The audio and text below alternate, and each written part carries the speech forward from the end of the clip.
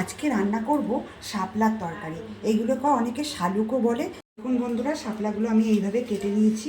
আপনারাও এইভাবে কেটে ভালো করে জল দিয়ে ধুয়ে নেবেন। এবার শাপলা করার জন্য কী কী লাগছে দেখুন।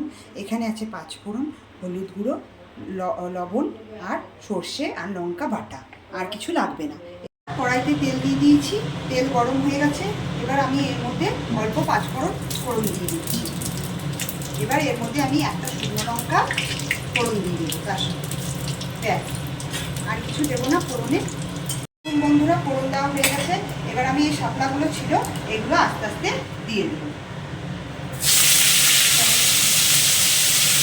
দেখুন শাপলাগুলো দিয়ে দিলাম। শাপলাগুলো দিয়ে এবার আমি 1 চামচ আর 2 চামচ লবণ দেব আর 1 চামচ হলুদ দিলাম, দিয়ে এবার নেড়ে দেবো।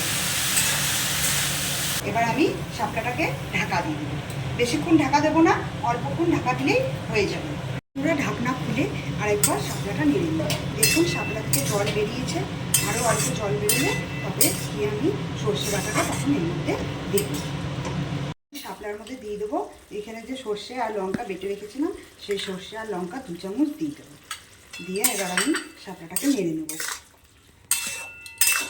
ধরুন এর মধ্যে অল্প চিনিও দিয়ে দেবো। আমার শাপলার তরকারি বেশ সুন্দর হয়ে গেছে।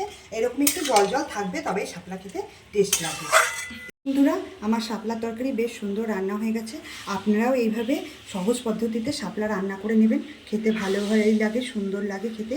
একবার ট্রাই করে দেখবেন যে কেমন হয় শাপলা খেতে।